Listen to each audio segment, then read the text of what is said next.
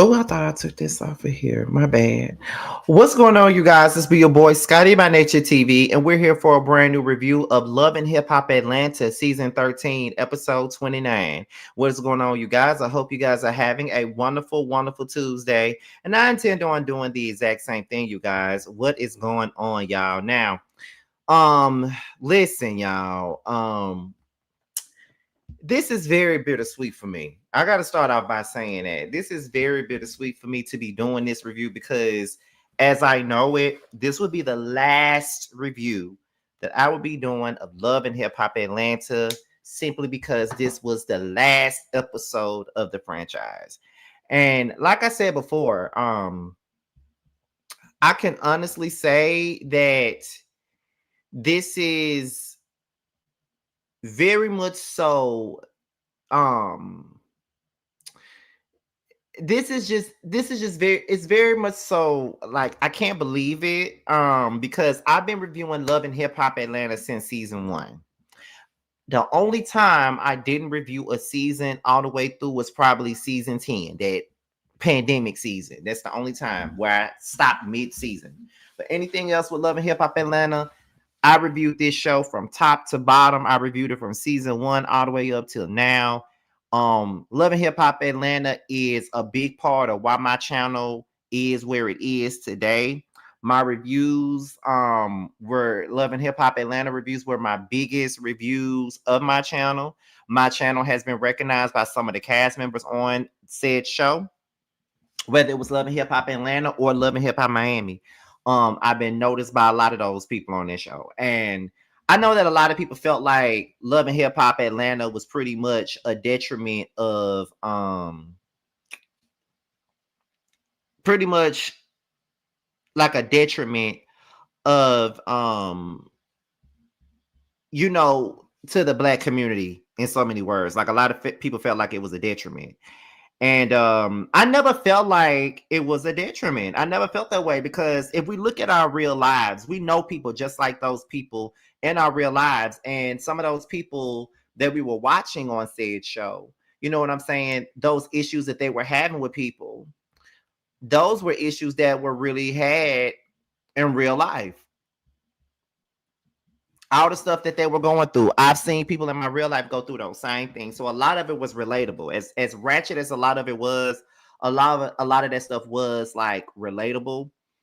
I know a lot of us saw ourselves in some of these people on this show, and that's just the truth of the matter. I know some of us might not want to believe that, but you feel what I'm saying? It is what it is, right? So I can't believe that we're saying goodbye to Love and Hip Hop Atlanta. Like, I just cannot believe that we're actually saying goodbye to this show. And so it's like, oh my God, I can't believe it. You feel what I'm saying? Like, I just can't believe that this is the end. This is the very end. I won't be reviewing Love and Hip Hop Atlanta anymore. Like, you know what I'm saying? Like, some of my best reviews were Love and Hip Hop Atlanta. You feel what I'm saying? Like, I can't believe. What?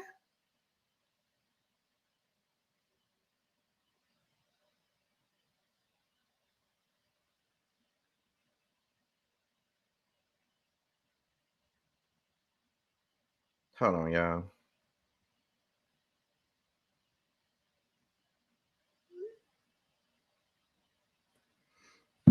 But yeah, that's why it was so good. Like, Love and Hip Hop Atlanta was good. It was a cultural phenomenon for us, and I will always, always love that show. You feel what I'm saying? But before we get into anything, let me look at what moderators are here. So I see Norris is in here, and I see Payne is in here, and I see the Jail Slay in here. So you guys, let's go ahead and get into it. So y'all do know that we normally get started at 5-minute mark, but we're already at 5 minutes. So what we need for the Jail Slayer, Payne, in Norris to do is make sure that everybody's engaging, make sure that the chat is clean, make sure that everybody is putting those fire emojis in the chat as we go into the 6-minute mark. It's 42 of you guys up in here, so we need 42 people up in here engaging and chatting. So we're about to go ahead and get into the review when we hit 6 minutes. So let's go ahead. All right.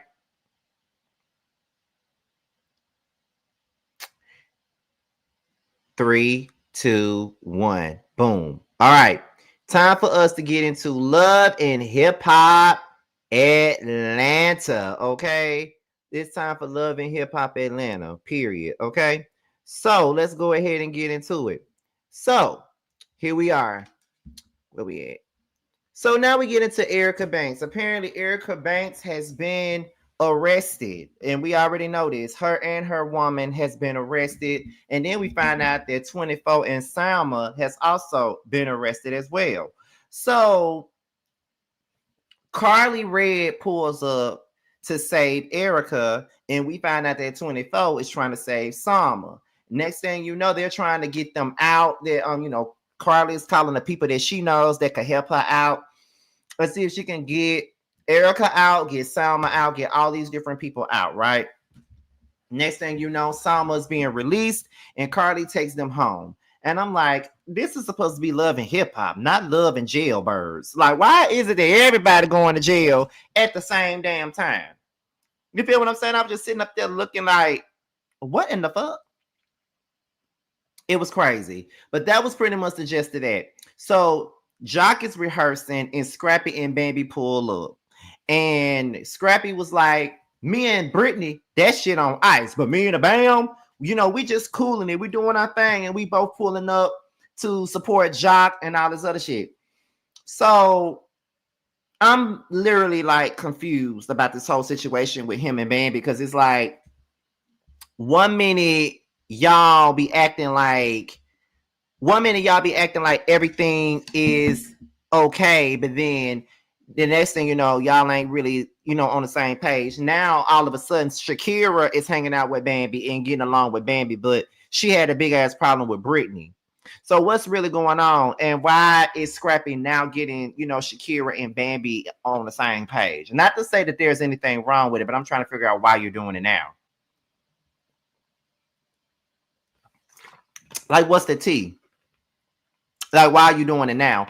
And I'm confused by Bambi because Scrappy was talking all that shit about you talking all that shit about you and every woman that he was with, and now that him and Brittany are no longer together, now he wants to be up your ass. See, the thing with Scrappy that really annoys me is that he self-sabotages every relationship that he gets in because he never knows what he wants. Like, he'll get up with a motherfucker and act like he really wants to be with them for a couple of months, and then he'll change his mind like he bipolar. It's kind of like how he was up Erica Dixon ass and all up around her, doing all of this, things of that nature. And then after that situation, it was kind of like after that happened, next thing you know, he with Brittany. And now that he's with Brittany, you know what I'm saying? It's kind of like Erica started getting mad and started being real nasty towards Brittany. And Brittany had no idea as to why she was being nasty towards her. Then he gets with Brittany. Shakira's mad because she's still fucking Scrappy and Scrappy still be fucking her. And now it's like, okay, you out here coming to my house, you fucking on me in the middle of the night, but then you go home to Brittany and you acting like you so in love and so happy with Brittany and all this other shit. So that's how it's coming across. And so now Shakira's mad because he's now with Brittany. Next thing you know, now he gets bored with Brittany and now he's looking at Bambi in a different way. But just last season, you could barely be in the scene with Bambi without having an attitude or anything like that. Like, what the fuck is really going on here with you, Scrappy? You don't know what you want to do, and you expect anybody to take you seriously. Here's my thing with any woman that want to deal with Scrappy. If you watching this video, and I know somebody is, any woman that wants to deal with Scrappy on any kind of level, your best bet is to fuck Scrappy a couple of times and get what you need from Scrappy. And when you get bored with Scrappy, you find you a real man. If you out here just outside for the time being and you just need a nigga, a famous nigga or a reality star to fuck on or whatever, you feel what I'm saying? It's like, okay, I'm just here for a good time, not a long time. I just want to fuck on you. You give me some dick, I go about my business. That's the type of nigga Scrappy is. Cause if you get with Scrappy, you're gonna be on an emotional roller coaster like Vivian Green for the rest of your motherfucking life. Cause Scrappy don't never know what he wants. He never know what he wants. He never know if he wants to be with her. He never knows. It's always a cycle of women, and he circles back around all the time. And it starts like this. You get with Diamond, you start flirting with her again. You say you want that old thing back with Diamond. Then when it don't work out with Diamond, you run your ass over to Erica Dixon. And then you run over there to Erica Dixon. And it's kind of like, okay, I'm with Erica. You know, that's my baby mama. That's going to always be my love. I love my baby mama, all that stuff. Then when you get tired of Erica, then you will run over there to Shay. But Shay is out of the picture because Shay is in Miami. She got her own issues in Miami, so she's not even a part of this no more. So when you get done fucking with Erica's brain, you try to go on up. Here you go. I'm finna fuck on Shakira. I'm finna go have a threesome and fuck her and get her pregnant through a threesome. Then you don't take her seriously because you fucked her and got her pregnant through a threesome. So here you are. Now you over here with Brittany. And now it's like, okay, I was going to get back with baby mama, even though I'm fucking on Shakira. So, you know, now, but I don't take Shakira seriously. So now I'm going to get with this girl right here, Brittany. Like, she look good. She got a real job. She got her own shit. I ain't got to provide nothing because I'm barely a provider my damn self. You feel what I'm saying? So it's that type of thing with that. So once you do that, then, oh, Bambi's starting to look good to me again. Baby mama number 2 starting to look, my ex-wife is looking good to me now. Brittany just ain't enough for me. So you slide back down to Bambi, and then when Brittany starts seeing what the fuck you doing, you get mad with Brittany, and you take it out on Brittany, and you gaslight Brittany into thinking that she's wrong for feeling any kind of way when it comes down to you, when she got every right to feel however she feels about your little monkey ass. Okay, and that is the fucking truth here. What the fuck are you talking about? People want to talk about community dig. That's exactly what the fuck Scrappy is. Scrappy is for the streets. Scrappy is for the world. Scrappy ain't for nobody. Okay, like I say, if all y'all want to deal with Scrappy, all of y'all want to deal with Scrappy. If you want to fuck on Scrappy, that's your business. If you want to suck his dick, that's your business. But don't ever take him seriously for nothing. Okay? And I did not mean to go on this rant about Scrappy, but Scrappy irks me. Okay? So when Jock asked them what they're doing, Bambi was like, oh no, we're just chilling. It ain't nothing serious. We're just chilling. Okay. And then she says, at Brittany's expense. And then he was like, here go Scrappy. Oh no, that's over with. Brittany ain't got nothing to do with what we got going on. That's over with. No. Bambi is absolutely right. Y'all are chilling at that girl's expense. But Bambi talking about she feels bad for Brittany and how that shit went down.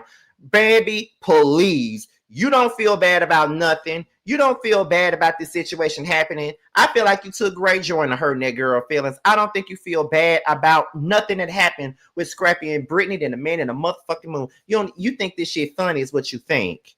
That's what you think. You think this shit funny. And that's the truth. You think it's funny, and it's really not funny at all. It's really not funny at all. So I'm just gonna need for you to stop acting like you give a fuck, because you don't care about that girl feelings. You don't really care about Scrappy feelings either. But Scrappy don't care about none of you motherfuckers' feelings. So then he says that what's going on with Bambi is on the surface. And sometimes when you spend a life with a motherfucker, then it turns into something else. So Jock says it's one thing to love one another, but you gotta like each other too. And likability goes a long way. Jock would know where everything that's going on, you would know. He would know, right? So then that is when Jock invites Scrappy and Bambi to his upcoming performance. He's celebrating 20 years of being in the music business. And that is so crazy because that is the truth. Like, he really has been in the music business for 20 years. When It's Going Down came out, I was literally going to the 12th grade that summer. Damn, I'm going to be out of next year. I'm going to be out of high school for 20 years. That's something. That's crazy. So now we move on from this and we go into Jessica White. When I heard that sad music playing, I already know what we was getting into when I heard that sad music playing. And when that sad music was playing, baby, I was like, don't tell me she miscarried her baby. And lo and behold, Jessica White miscarried her baby. And I feel bad for her because this ain't the first miscarriage that she's had. And I know that Jessica really wants to be a mom and really wants to be, wants to have a family that she created on her own. But I just feel like this. I just feel like when it comes down to it, it's always seems like the women that really, really want to have a baby are the ones that always have to struggle to have one.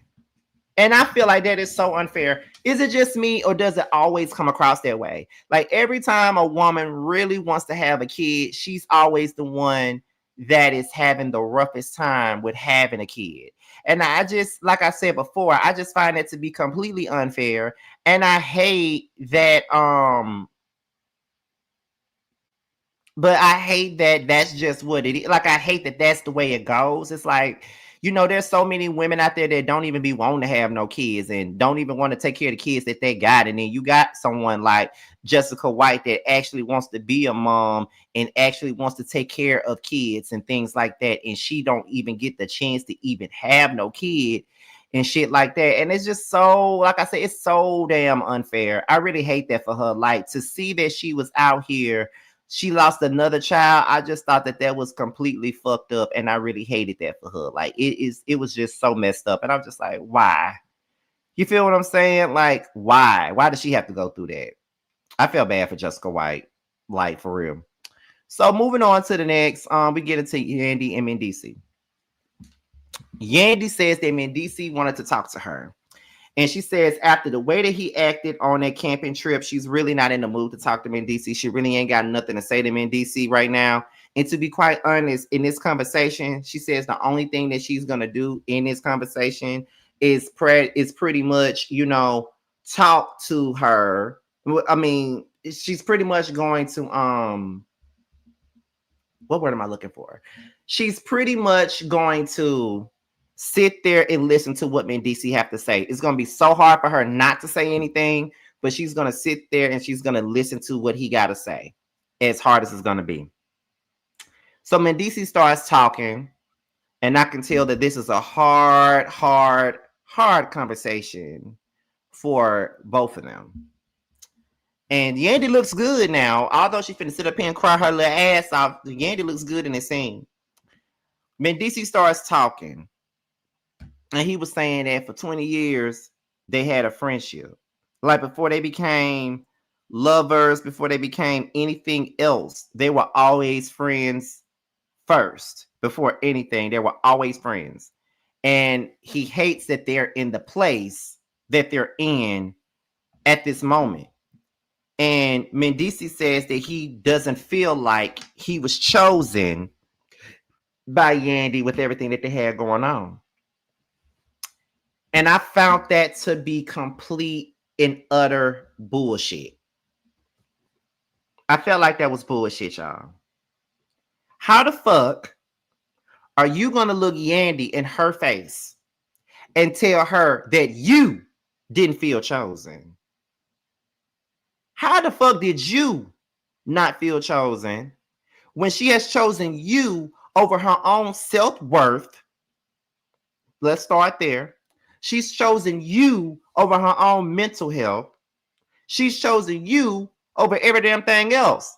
That girl put her life on hold for a couple of years just so she could be loyal to you and hold you the fuck down. And you want to look at her and say that you wasn't chosen? Now, granted, just because she held him down while he was gone, that don't mean that he owes her his entire life, and it damn sure don't mean that he got to be at her mercy. But bitch, you got a lot of nerve to look in her face and tell her that you were not chosen when she has shown you that you were chosen. I don't know what else you expected from Yandy, but bitch, she chose you, and she shouldn't have. Because if she would have moved on with her life, I promise you, she would not be getting manipulated the way that she is with you right now. Because you're really playing in her motherfucking face at this moment. And I don't like that shit. What the fuck is this? Like, what the fuck you doing? Like, what we talking about here? Yandy would have been in a better predicament if she wasn't with you. Like, Yandy made herself look like a complete fool for you. Do you hear me? She made herself look like a motherfucking fool for you, playing herself for you, waiting on you. And you mean to tell me that after all these years, you didn't feel chosen when she chose you over her own damn life? But yeah, you set your little bitch ass on couples therapy and said, well, if I don't know if I could have sat there and I don't know what she say. I don't really know. I don't know if I could sit down and wait on Yandy if she was in jail the way she did me. He never cared. And he was out here doing a lot of shit behind your motherfucking back, Yandy. And then when you went and found you a goddamn man, he couldn't handle it. But see, that's what niggas do. When a woman does what a man does, a man can't fucking handle it. You can go out and cheat and fuck all kinds of bitches all damn day. But when a woman goes out and find her a man or several men to go fuck around on while you was out here doing the same thing to them, you can't take it. See, what you got to understand, I don't have to question where you were last night because I already know what you will say. I already know you lie, man, DC. Now, I ain't gonna be mad at you because it's something that you don't know. Because when you are gone doing your own thing, I catch a bone while you're dogging me. Because when you out in the club, don't think I'm not. And even when you out making love, don't think I'm not. And when you feeling good at somebody's spot, getting hot, don't stop. Just don't think I'm not, because I'm out getting mine. That's what the fuck I'm saying, men DC. Like, what do you mean? Like, what are you talking about? I'm just saying. Like, what are we doing? I'm just so confused right now. And then when Yandy tried to get your attention, you ignored her every time. You were so caught up doing your dirt that you didn't notice hers, okay? She couldn't put up with your scheming, and she couldn't put up with your lies. They say two wrongs won't make it right, but it's suiting her just fine, okay? Get over it, man, DC. Talking about you wasn't chosen. The fuck you talking about you wasn't chosen? Anyway, he says that leaving Yandy felt like leaving his kids. He don't even get to see his kids every day because he no longer lives there. Then he starts saying that we were friends before anything. We were good friends. We were best friends before anything, to be honest. And then, not to mention, he's also saying that they fell in love and they lost respect for one another. And then he looks at Yandy and he says that he loves her. Yandy cries. He cries. They cry together. Whoa, whoa, whoa. Okay. Wash away your tears. My love, you ain't got to cry no more. My love, I put it on everything that I love is my baby. My love. Nah. Okay.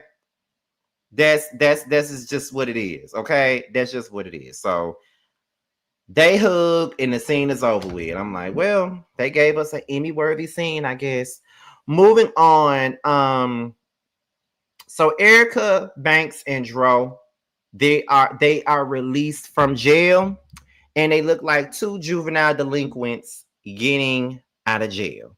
You feel what I'm saying? Like, that's just what it is. Like, they look like two juvenile delinquents getting out of jail, baby. That's exactly what it looks like. And Carly feels like Erica hasn't been going through any of this shit until she started dating Dro. And she feels like Dro is the reason for the situation. And Erica not even taking this shit seriously. Carly trying to let her know, girl, you're looking at 40 years in jail. And then all Erica can say is, well, I'm a good person. Just because you're a good person, I mean they're not going to lock your ass up, clink, clink. Okay? Are you dumb? Just because you're a good person, I mean you ain't going to take your ass to fucking jail. And I'm starting to believe what Carly is saying. But I think that she's drunk in love and she's not going to let it go. You feel what I'm saying? So that's what I'm thinking. Moving on. Jessica and Bambi. Now, if y'all been watching this show since it moved to MTV when Jessica White first came on, then you know that her and Bambi are pretty close. And I feel like that was the best person to take her. So they go to church together. She gets her a little bit of word, and that's what a lot of us black people do a lot of the times, is that when things get rough and we ain't really got the words to say, there's one word that we can listen to and one word that we can trust, and that word is the Lord's word. So that's why we're going to church today. So we go to church, and then that's when Jessica starts explaining what happened with the baby. How did she lose the baby? She says that it's too early for her to talk about, but she's sitting there with Bambi, so she feels like she can talk to her about it. And then she says that she's in grief counseling, talking about the situation. She feels like the situation it's not that, it's not making her afraid to carry a child. And she says that Nathan actually wants to get started again with having a baby, but she just wants to rest and really give herself some time to really process everything. And I feel like she deserves that. I feel like sometimes men can be very selfish when it comes down to the women and stuff like that, because my thing about it is like, my thing is, right, like men could definitely sit up there and not think about how that shit weighs down on a woman. Like, they already lost a child. They already feel less of themselves because they lost a fucking child, and you trying to force them to go up here and be ready to pop another baby up out of them already when they just lost one. I always feel like that shit is so unfair and totally selfish of men to be putting women through that shit. You feel what I'm saying? Like, do y'all ever think about the shit that y'all are putting other people through?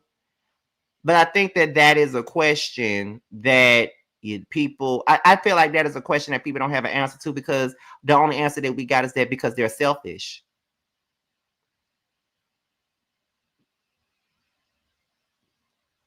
And that's just the truth. That's just the way it is. They're selfish as fuck. Jessica should not be thinking about having no other child right now after what she just went through and the shit that she described. You know what I'm saying? She shouldn't be. She shouldn't be. Let me see. Bambi said that if she was ready to have, she said, I just know that one day I'm gonna be a mother. There's surrogacy, there's all types of things that I can go through to have a baby. And Bambi said that she would carry the baby for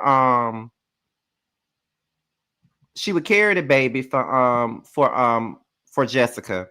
I believe it.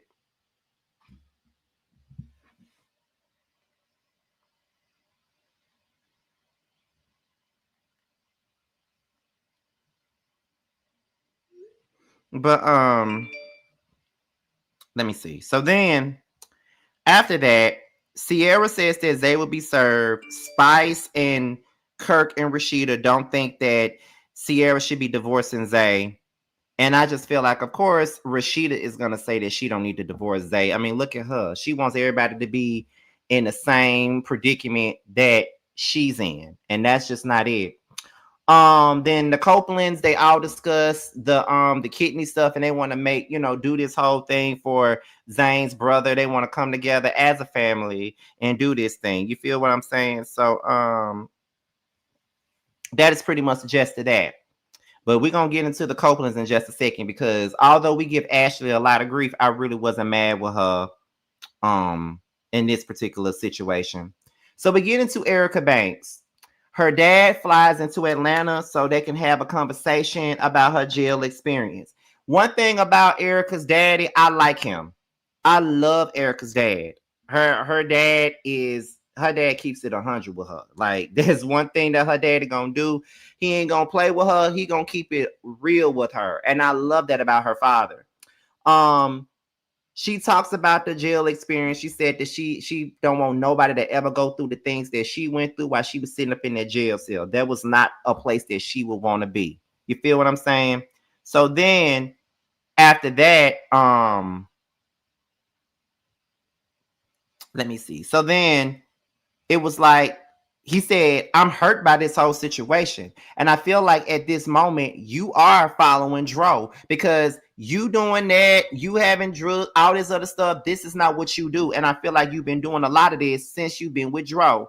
And you know what else Carly told me that was disturbing to me is that she said that you would not get out of jail unless there was a bail set for Dro.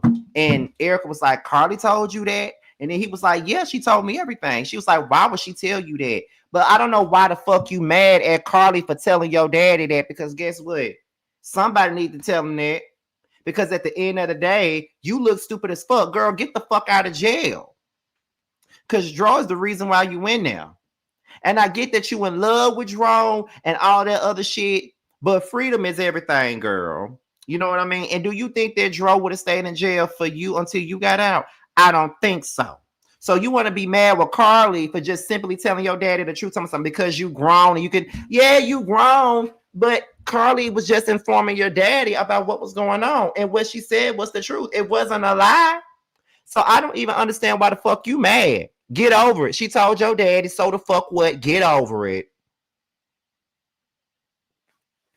Get over it because you did that dumbass shit. Get over it. And then Erica starts saying that Dro is her safe space. Dro is her person. That is the person that is really down for her and things like that. When she needs somebody, Dro is always there. Understood. Understandable. You feel what I'm saying? Understandable. But at the end of the day, it's just, to me, it's one of them damn situations where, yes, you love her, but you got to see what's going on here. And Dro just might be a person that could be giving you, might not be the right person for you. Just might not be.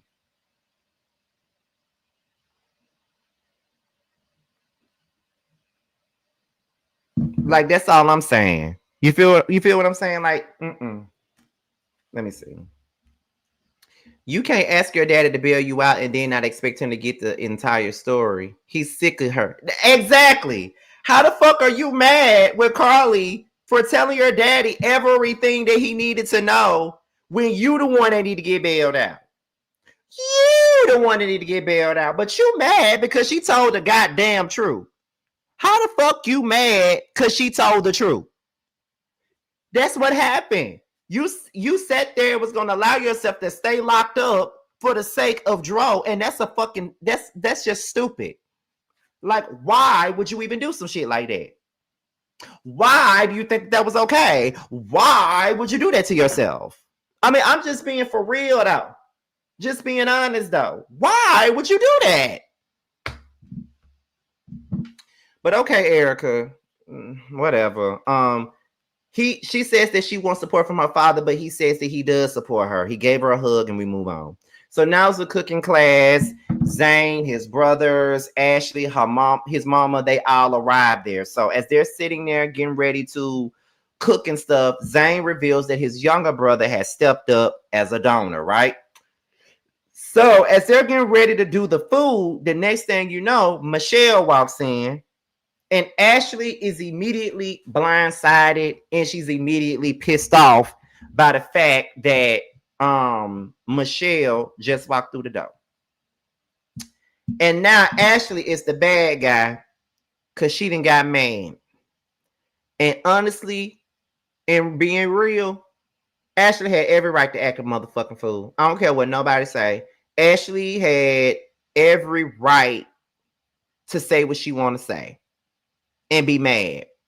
She had every right, because my thing is, why would y'all even sit there? Why would y'all sit up here and be like, I don't know, like, my thing is this, why would you sit there, invite Michelle there, and not even tell Ashley that she gonna be there? We already know that seriously, we already know that that Ashley and Michelle don't like each other. We already know that. And Ashley agreed to do this for the sake of Zane's family. But then y'all gonna disrespect her by blindsiding her with Michelle. And then Zane, you knew Michelle was coming and you didn't even tell Ashley. But now Ashley, the bad guy, for feeling some type of way about this sneaky ass shit that y'all chose to do. Man, get the fuck out of here with that. Man, please, get the fuck out of here with that. Ashley is not wrong, and y'all can sit up here and try to make it seem like she wrong all the fuck you want to, but she is not wrong. Lynette wrong, Zane wrong, and I'm sure the rest of their family knew about this shit too. And if they did know, they're fucking wrong too. Ashley's not wrong here. We know that Ashley can be annoying. We know that Ashley can be immature as fuck, but the facts are the facts, and she had every right to be upset about this shit. Every right. I'm not mad. I'm really not mad at her for being upset about it at all. She had every right to be upset. Every right. And I wasn't even mad at her for throwing them green beans at Michelle. She had every right. So anyway, Sierra reveals that she served Zay, and Scrappy and Rashida disagree with their decision. Of course, they disagree with it. Jock then performs. Great performance. Sama then calls 24 out. I didn't even understand that whole fucking argument. The whole argument didn't even make sense to me. Carly says that she feels like Sama is being downplayed by 24. She is. Because like I said on many other reviews that I've done on this show, 24 feels like because he provides everything that he don't have to do shit else for Sama. And Sama wants more than just being provided for. She wants a career. And you don't want to give it to her. And that's unfortunate. Scrappy's no longer with Brittany. He lets them all know that he's no longer with Brittany no more, and he don't know what Scrappy and Bambi are going to do. Rennie reveals that she's pregnant again.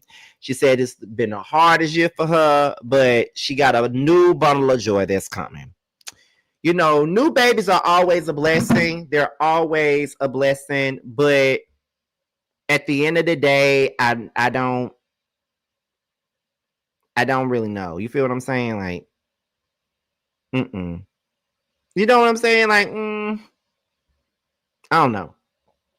You feel what I'm saying? It is what it is. So yeah, congrats to Rennie for bringing in another life, but it's just at a bad time. You feel what I'm saying? It's Kirk and Rashida's anniversary. She said, "I ain't never leaving them." Like, bitch, we know you ain't going nowhere, and we really don't care.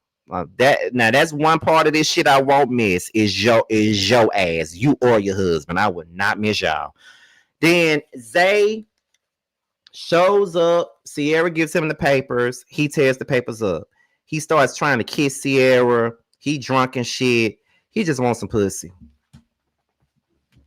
That's it. He just wants some pussy. Like, he ain't trying to get back with Sierra. He asked for a goddamn divorce. She gave him the papers. Now you want to tear him up?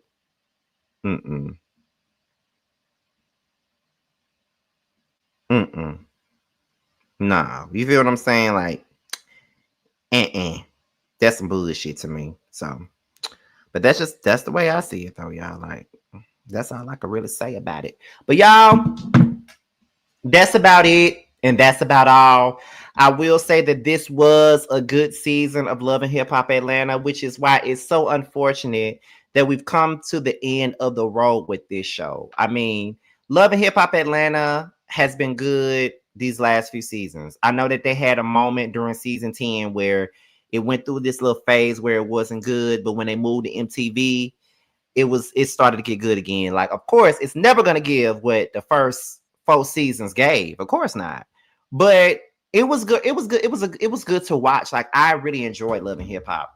I enjoyed its run on MTV. It was a good run, and I just enjoyed the show overall. And yeah, I'm gonna miss reviewing it. That's all I gotta say about it. I love Love and Hip Hop. I am a big Love and Hip Hop fan. I might get with Pierre later this week and see if he wants to do a collab about Love and Hip Hop and it's, you know, end of an era and stuff like that. I'm probably reach out to Pierre about that, my little bro, Evaneer Entertainment, and that's probably what we'll do to close this thing out with Love and Hip Hop, y'all. But that's it. That's all. What else I got? I think that's it. So, y'all, I'm about to go on and get up out of here. I will talk to you guys on the back end. I'll talk to you soon, and I'll holler at you later. I'll see you guys tomorrow. That 20, yeah, you always been a sneaky bitch, hating from the sidelines, trying to get picked, yeah. You don't found one, yeah, you don't found one. You don't found one, found you a real one. On my assets lately, you catch a face, shots fired, catching babies. Heavy on the highs, better get you some gravy. Cut that lady check, why you out here being lazy? I got bored with that season, I'm talking shit when I'm spitting. Fact the bitch, I'm the reason, when it got you hoes heated. Snow got them hoes sneezing, got the meals you not eating. Where had them hoes leaking, God trust when I'm speaking. It's giving. Big bands gon' make it hot. Real niggas gonna come up, don't let the game gon' change us. Real niggas in my circle, ho, don't ever play us. This the real hustle, we make the money, don't make it make us. They ain't bout shit, talking out they neck. Bitch, we bring the heat every time we step. You Fucking with a beast, fucking with the best. get money on the east. Plug on the west. Bitch, I'm from the north, But we run this out. bitch, we outside. Fuck you talking about? Who the fuck is me? Know who the fuck is you?